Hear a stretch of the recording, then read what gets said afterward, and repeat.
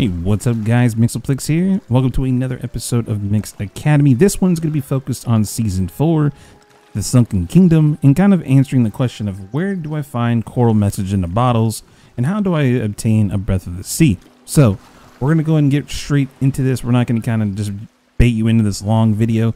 We're just going to keep it short and sweet. That way all can understand exactly how you get these. So, for those who don't know, don't watch the stream, or just can't watch the stream, we just finished Sunken Kingdom as of this video. I got my curse today. It looks amazing, but we did manage to finish Seeker of the Sea. Unfortunately, there was kind of like it was a little bit broken where one bottle was counting for two, so I was able to kind of cheese it, but they did patch this, I think, with the latest update.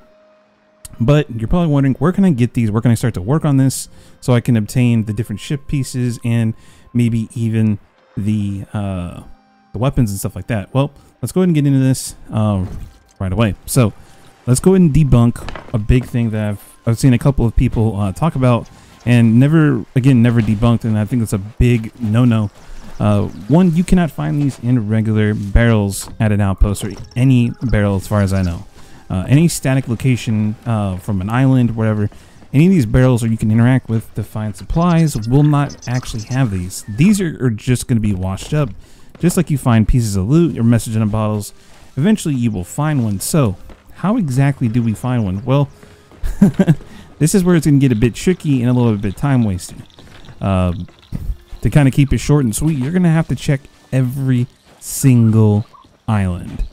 Now, I mean, I'm talking every single island. So I'm going to go through here and kind of give you an example of what we will do in regards, if we were looking to maybe maximize our potential chance of getting these. What should you look out for? Well, every single island can actually have washed up loot, and one of the islands I personally like in this area is Cannon Cove. Cannon Cove's got my little, it's got my little sweet spot. You know, the east side of the island is always got washables. So what we're going to do here is we're going to go from here to Rum Runner, to Hidden Spring, to Lonely, Rapier Cay, and then Crescent. If we don't have one by then, we'll go to this shipwreck out here to the west of Crescent. And then if we don't have any by then we might just not be that lucky. We may have to go a little bit north. But one of the things that I would like to kind of just go ahead and explain now, the smaller the islands, the better, right? So different islands or different areas are really good for this. Like the Wilds has an astronomical amount of small islands up here that are in small proximity. Same with, you know, almost every part of the map. There's a decent chunk of islands. You just need to be able to go to them. Personally, I like going west, but if I'm looking for bottles, the Wilds is actually probably one of the better places. You know, you can go from Sharktooth Key to Kraken, Stellaris Backbone, to Shiver, to Trirock, to Skull, Isle of Last Word, Shipwreck. This little cluster right here is a equivalent of 1, 2, 3. There's 4, 5, 6, 7, 8. There's 8 islands in this small 4, grid square. You know, it's like, what is it? 1, 2, about 6 by whatever, 6 by 4. Freaking crazy, and it really allows you to kind of min-max. So we're gonna go ahead and go through all these different islands, what they look out for, and explain exactly what they do. So we'll be back in just a moment. All right, so after literally, and I'm not even joking here, it took about an hour of looking for one of these things. I don't know if they nerfed the rarity of these, but these coral message in bottles are so freaking hard to find right now. I mean, I literally hit almost every island in Shores of Plenty. This was my last island, technically, to hit, and we luckily found one. So let's see what we get. So we got the Shrine of Coral Tomb. So Shrine of Coral Tomb is, I believe, it's going to be a little bit more south if I'm not mistaken. But let's head on over back to our boat and we'll take a look at it. Alright, so we're back at our boat. Let's go ahead and take a look exactly where we need to go. And just like I remembered, Shrine of Coral Tomb is up north. Now, when you grab one of these voyages, you'll get a destination. Now, it could be any of these treasuries, either one of the 3 treasuries, one here, and one down south. Or it can be any of the shrines. And the way you get these basically is you got to do a certain puzzle or just to receive access to that area, some of which don't need them. Like, for example, what it is, Flooded Embrace. You literally just go in, no shrine, there's no anything. You just go in, grab it, and go. If you want extra loot, up to you, but you can literally just go down the very bottom, grab your bottles, and that is it. So let's go ahead and head on over to Shrine of the Coral Tomb, where we're going to go ahead and knock this out, and we'll show you exactly what it looks like and where you can sell it.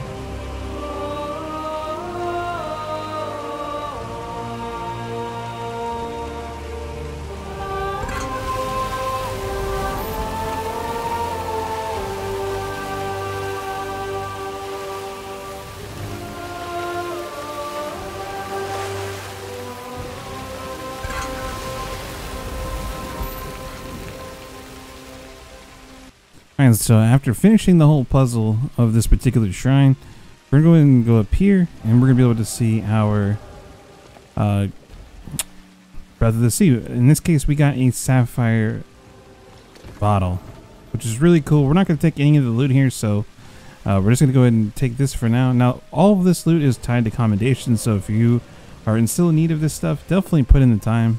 Go ahead and grab most of it. But let's go ahead and take this. And if you want to collect this or go back to your boat, we're going to have to go back to our ship. So hopefully no one hit our boat, as it should be okay. Considering the time of day, IRL, we should be all right. So let's go ahead and go like this. So you should be able to see a mermaid right here. This will signify that this is your mermaid. Just like your, just like it would be like just any mermaid, I guess. Go ahead and grab this. And since we only have one piece of loot, we're going to just go ahead and take this over to our boat here. Now, think of these vials as they're basically higher tier gems, basically, right? Let's go on, head on over to the outpost and show you just who will accept this as currency or an item that you can sell them to. Alright, so let's go ahead and jump off here and we'll go ahead and see if we can sell it for a nice little penny. Now, just kind of make it clear that every NPC, every major faction will take these vials at a pretty good rate. Blue being 4,000, green being 6, and red being 8,000 baseline costs, no matter what. So you can get upwards of 20,000 gold on a red, which is insane. It's basically a national wind skull or a grade 5 emissary flag, one of the more pricey items in the game.